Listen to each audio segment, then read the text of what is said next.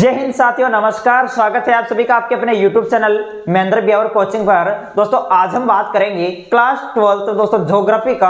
आपकी बुक है भारत लोग और अर्थव्यवस्था। ब्लूप्रिंट के अनुसार हम चल रहे हैं। चैप्टर नंबर 1 से हमने वापस स्टार्ट किया है, जिसका नाम है दोस्तों क्या, कौन सा? जनसंख्या, वेतन, घनत्व, वृद्धि और संगठन।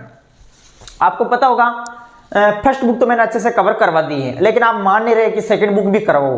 तो मैं कह रहा हूं दोस्तों एग्जाम से पहले पहले इस बुक को भी अच्छे से कवर कर लेंगे, ठीक है। तो आज हमारा जो चैप्टर नंबर 1 है ब्लूप्रिंट के अनुसार है, और मैं दावा ठोक कर कहता हूं 3 नंबर वाला पर्सन बनेगा इस चैप्टर से, इनसे बाहर नहीं आएगा ये भी क्वेश्चन, ठीक है। चलो तो हम स्टार्ट करते हैं। तो आप देखिएगा चैप्टर का नाम है जनसंख्या, वेतन, घनत्व, वृद्धि और संगठन। ये तो अपने चैप्टर का नाम हो गया, ठीक है। चैप्टर का नाम हो गया।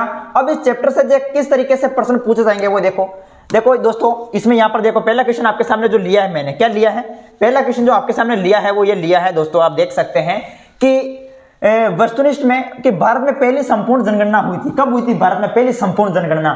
तो सबको पता है 1881 में हुई थी, ठीक है। अगर संपूर्ण शब्द ये नहीं लगता, ऐसे पूछता कि भारत में पहली जनगणना कब हुई, तो फिर हम करते हैं 1872। लेकिन दोस्तों यहाँ पर एक शब्द लग गया संपूर्ण, तो अब हमें क्या करना है, 1881 करना है, ठीक है। क्या करना है इसका, 1881 करना है। निम्नलिखित में से कौन सा एक समूह भारत में विशालतम भाषा समूह है? तो देखो यहाँ पर चीनी तिब्बत दे रखा, भारतीय आर्य, ऑस्ट्रिक द्रविड़ दे रखा है। राइट आंसर क्या हो जाएगा, भारतीय आर्य। ये दोस्तों एक क्या है, भारत में विशालतम भाषा समूह है। उसी प्रकार से तीसरा क्वेश्चन है कि भारत का सर्वाधिक जनसंख्या वाला राज्य कौन सा है? सर्वाधिक जनसंख्या वाला राज्य पूछा है, तो देखो राजस्थान, मध्य प्रदेश, बिहार, उत्तर प्रदेश यहाँ पर सर्वाधिक जनसंख्या वाला राज्य है, ठीक है। बिल्कुल याद रखना है। जनगणना 2011 के अनुसार भारत में श्रमिकों का अनुपात कितना क्या है? तो जनगणना 2011 के अनुसार हम देखते हैं श्रमिकों की जनसंख्या कितनी है, 39.8%, ठीक है। नेक्स्ट आपके सामने अगला देखिएगा, अगला पांचवा क्वेश्चन है। पांचवा क्वेश्चन है कि जनसंख्या की विस्फोटक अवधि का काल कौन सा है? जनसंख्या की विस्फोटक अवधि का काल कौन सा है? 1901 से 1921। हम देखते हैं तो एक सिद्धांत आता है हमारे सामने, जननांकीय संक्रमण सिद्धांत। उसके तहत प्रमुख अलग अलग प्रवस्थाएं निर्धारित किए गए, जैसे प्रवस्था नंबर क। प्रवस्था का जो है वो 1901 से 1921 में ये प्रवस्था क्या थी, इसमें जो है वो स्थिर जनसंख्या रहती है, जन्म दर भी उच्च था, मृत्यु दर भी उच्च थी, ठीक है। और 1921 से 1981 ये दूसरी प्रवस्था। और जो तीसरी प्रवस्था है, तीसरी प्रवस्था, इसे जनसंख्या विस्फोटक अवधि के रूप में जाना जाता है। इसका सी यहाँ पर राइट हो जाएगा, ठीक है। चलो, भारत में पाई जाने वाला सबसे छोटा धार्मिक समूह कौन सा है? देखो मुस्लिम भी दे रखा, सिख भी दे रखा, इसे भी दे रखा, जैन धर्म दे रखा है। तो मेरे हिसाब से इसका राइट आंसर जैन होगा। आप एक बार इसको चेक कर लेना, मेरे जैन ही होगा मेरे हिसाब से, ठीक है। चलो, सातवां क्वेश्चन है कि किस राज्य में सर्वाधिक नगरीय जनसंख्या प्रतिशत पाई जाती है? तो सर्वाधिक जो नगरीय जनसंख्या प्रतिशत वो पाई जाती है वो आपके महाराष्ट्र में, और ग्रामीण जनसंख्या देखने को मिलती है उत्तर प्रदेश में, ठीक है। तो याद रखना दोस्तों, महाराष्ट्र में जो है ग्रामीण जनसंख्या का जो नगरीय जनसंख्या का प्रतिशत जो है वो सर्वाधिक है, और ग्रामीण जनसंख्या का प्रतिशत उत्तर प्रदेश में है। 2011 की जनगणना के अनुसार भारत में सबसे कम जनसंख्या वाला राज्य कौन सा? सबसे कम जनसंख्या वाला राज्य, तो वो यहाँ पर देखेगा सिक्किम हो जाएगा, सिक्किम। अगर पूछता कि सबसे कम यानी न्यूनतम जनसंख्या वृद्धि दर वाला राज्य कौन सा, तो फिर हम गोवा करते, लेकिन जनसंख्या जो है वो कम किसके, सिक्किम की है। सन 2011 की जनगणना के अनुसार भारत का औसत जनसंख्या घनत्व कितना है? औसत जनसंख्या घनत्व, तो औसत जनसंख्या घनत्व है 382 व्यक्ति प्रति वर्ग किलोमीटर। इसका सी यहाँ पर राइट हो जाएगा, बी, ठीक है। नेक्स्ट 10वां क्वेश्चन देखो। 10वां क्वेश्चन ये है कि भारत में जनसंख्या की तीव्र वृद्धि का मुख्य कारण क्या है? तीव्र वृद्धि का प्रमुख कारण क्या है? तीव्र जन्म दर, नगरीकरण, निम्न जन्म दर व उच्च जन्म दर, उच्च। तो देखो यहाँ पर तीव्र जन्म दर हो जाएगा, ठीक है। जन्म दर यानी ज्यादा बच्चों का जन्म होता है, जन्म दर उच्च है, तो जनसंख्या आपको पता है, जाहिर सी बात है जनसंख्या बढ़ेगी। इसी प्रकार से भारत में जनसंख्या का वितरण का प्रारूप जो है वो खालिस्तान है। देखो जनसंख्या वितरण मतलब, जनसंख्या वितरण का मतलब क्या होता है? वितरण का मतलब होता है फैलाव, यानी जनसंख्या का फैली हुई है। तो जनसंख्या का फैलाव का जो प्रतिरूप है वो किस प्रकार का है? असमान है, असमान है। कहीं ज्यादा जनसंख्या निवास कर रही है तो कम जनसंख्या, कई क्षेत्रों में कम जनसंख्या निवास कर रही है। तो यह जनसंख्या वितरण का जो प्रारूप हमें है वो असमान है दोस्तों, असमान। राष्ट्रीय युवा नीति एनवाईपी राष्ट्रीय युवा नीति कब प्रारंभ हुई थी? ये 2014 में प्रारंभ हुई थी ये नीति, ठीक है। और इसमें ये कब आरंभ की गई? हाँ, ये आरंभ भी पूछा है, तो 2014 इसका आंसर कर देंगे आप सभी, ठीक है। चलो, जनगणना 2011 के अनुसार देश की कुल जनसंख्या का खालिस्तान % भाग गांवों में रहता है, यानी कितने % भाग जो है वो गांवों में रहता है? तो गांवों में देखो बात, जनगणना 2011 के अनुसार देश की कुल जनसंख्या का तो 68.85% जो है वो गांव में रहते हैं। आधुनिक भारत के संदर्भ में खालिस्तान भाषाएं अनुसूचित हैं, तो 22 भाषाएं जो है वो अनुसूचित हैं। याद रखें, यूएनडीपी का हिंदी में पूरा नाम। अब देखो यूएनडीपी, देखो हिंदी में भी याद होने चाहिए तो इंग्लिश में भी नाम याद होने चाहिए।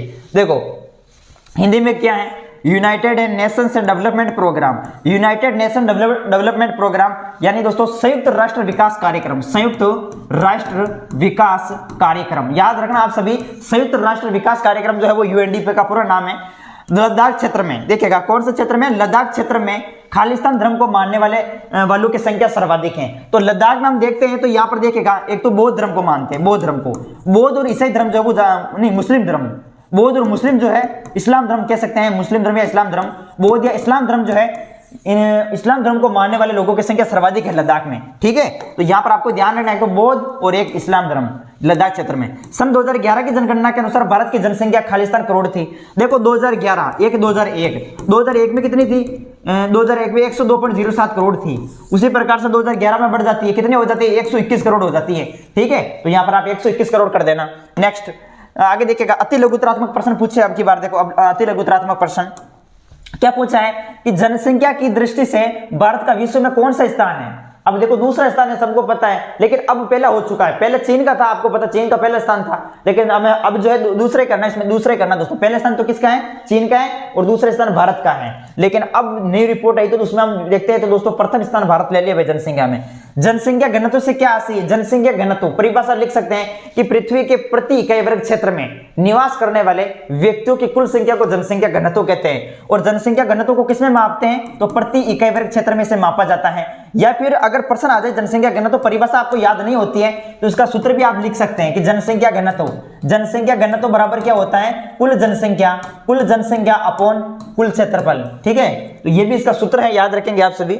तो यहाँ पर पूछा है कि जनसंख्या घनत्व से क्या आती है, 2011 की जनगणना के अनुसार भारत का जनसंख्या घनत्व कितना था, तो वो था 382 व्यक्ति। ठीक है, व्यक्ति प्रति वर्ग किलोमीटर। ठीक है, तो ये याद रखना दोस्तों, ये प्रमुख भारत का जनसंख्या घनत्व था 2011 के अनुसार। भारत के वो राज्य जिनका जनसंख्या घनत्व न्यूनतम एवं अधिकतम है, लिखिएगा। अब भारत के कौन सा राज्य जिनका जनसंख्या घनत्व सर्वाधिक है, सर्वाधिक जनसंख्या घनत्व वाला राज्य तो है बिहार। ठीक है, बिहार है 1102 व्यक्ति प्रति वर्ग किलोमीटर। और अधिकतम तो ये हो गया अधिकतम। न्यूनतम की बात करें तो वो अरुणाचल प्रदेश हो जाएगा। कौन सा हो जाएगा, अरुणाचल प्रदेश। कितना है अरुणाचल प्रदेश का, आपको पता है 17 व्यक्ति प्रति वर्ग किलोमीटर है। ठीक है, नेक्स्ट उसी प्रकार से देखेगा कि भारत के 3 उच्चतर जनसंख्या घनत्व वाले राज्यों के नाम घनत्व बताइए। अब देखो उच्चतम जनसंख्या घनत्व आपको ये याद रखना, सबसे पहला तो बिहार हो गया।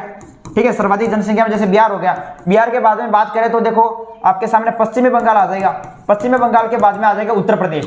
ठीक है, और क्या पूछा, सर्वाधिक जनसंख्या उच्चतर जनसंख्या घनत्व वाले राज्य, तो उच्चतम ये हो गए आपके। ठीक है, उसी प्रकार कृषि जनसंख्या में किन किन को सम्मिलित किया जाता है, तो कृषि जनसंख्या में देखो प्रमुख फसलें हो गई, ठीक है, फल सब्जियां हो गई, और प्रमुख जो पशुधन पालन है वो इसमें सब सम्मिलित होता है। जनसंख्या वृद्धि किसे कहते हैं, देखो किसी भी क्षेत्र की जनसंख्या में एक निश्चित समयावधि में होने वाला सकारात्मक परिवर्तन जो है वो जनसंख्या वृद्धि कहलाता है। ठीक है, जनसंख्या में सकारात्मक परिवर्तन क्या कहलाता है, जनसंख्या में सकारात्मक परिवर्तन जो है वो जनसंख्या वृद्धि कहलाती है।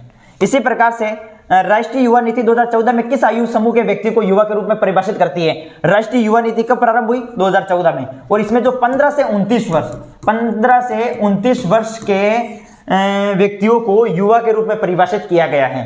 ठीक है, आगे देखो जनसंख्या संगठन के अंतर्गत अध्ययन के क्षेत्र को स्पष्ट किए। जनसंख्या संगठन में देखो किसी भी जनसंख्या के आयु, लिंग, व्यवसाय, इन सभी का अध्ययन इसमें किया जाता है। ठीक है, तो ये इसका आंसर आपको लिखना है। आगे देखिएगा, आगे क्वेश्चन आपके सामने क्या है कि सन 2011 की जनगणना के अनुसार, सन 2011 की जनगणना ने भारत की श्रमजीवी जनसंख्या को किन 4 वर्गों में बांटा है। 4 वर्गों में नहीं होना चाहिए, 3 वर्गों में बांटा गया है मेरे हिसाब से, 3 वर्गों में। 3 वर्ग ही तो थे दोस्तों, एक तो था मुख्य श्रमिक, 3 वर्ग हैं, ध्यान रखिएगा, मुख्य श्रमिक है, और एक है आपका मुख्य श्रमिक के बाद में एक है सीमांत श्रमिक। ठीक है, मुख्य श्रमिक है, सीमांत श्रमिक है, और एक है आपका ए श्रमिक। तो ये प्रमुख 3 संवर्गों के रूप में बांटा गया है। मुख्य श्रमिक वे श्रमिक होते हैं जो एक वर्ष में कम से कम 6 महीने काम करते हैं, जो 184 दिन काम करते हैं वो मुख्य श्रमिक होते हैं, और 6 महीने से कम दिन काम करते, जो 183 दिन से कम दिन काम करते हैं वो होते हैं सीमांत श्रमिक। और ए श्रमिक जो कुछ भी श्रम नहीं करते हैं, ये याद दिख सकते हैं इसमें। भारत में जनसंख्या वितरण को प्रभावित करने वाले किन्हीं 3 भौतिक कारकों का संक्षेप में वर्णन कीजिएगा। अब जनसंख्या वितरण को प्रभावित करने वाले या तो आपको पूछ लेगा भौगोलिक कारक, ठीक है, भौगोलिक कारक, या फिर आपको पूछ लेगा आर्थिक कारक, या फिर पूछ लेगा सामाजिक सांस्कृतिक कारक। तो भौगोलिक कारक में देखो इसमें आप इसका उत्तर आप लिख सकते हैं। इसमें जनसंख्या वितरण को प्रमुख प्रभावित करने वाले जैसे भौतिक कारक में जैसे भू आकृतिक हो गई, भूमि कैसी क्या है, जलवायु, मृदा, ठीक है, और आर्थिक कारकों में हम बात करें तो जैसे नगरीकरण, औद्योगिकरण, खनिज वो है। तो ये क्या है, जनसंख्या वितरण को प्रभावित करते हैं। ठीक है, सन 1951 से 1981 के दशकों को भारत में जनसंख्या विस्फोट की अवधि के रूप में जाना जाता है। इसके कोई 3 कारण स्पष्ट कीजिएगा। यानी जनसंख्या, या बिल्कुल ये इजी क्वेश्चन है, सब करवा रखे दोस्तों, नोट्स पढ़े होंगे तो आपके अच्छे समझ में आगे होंगे। यानी 1951 से 1981 ये जनसंख्या विस्फोटक अवधि के रूप में से जाना जाता है। क्यों जाना जाता है? लगातार जनसंख्या क्यों बढ़ी, इसका कोई कारण आपको बताना, कोई भी 3 कारण, ठीक है। क्योंकि जन्म दर जो वो क्या थी, जन्म दर उच्च थी, मृत्यु दर निम्न हो गई थी, ठीक है, और लोग जो वो अशिक्षित थे। इस प्रकार से आप इसमें ये लिख सकते हैं दोस्तों। उसी प्रकार से देखिएगा आगे क्वेश्चन आपके सामने कि बेटी बचाओ और बेटी पढ़ाओ अभियान का मुख्य उद्देश्य क्या है। इजी क्वेश्चन है, सब करवा रखे हैं। भारतीय जनसंख्या के धार्मिक संगठन का संक्षेप में लिखिएगा।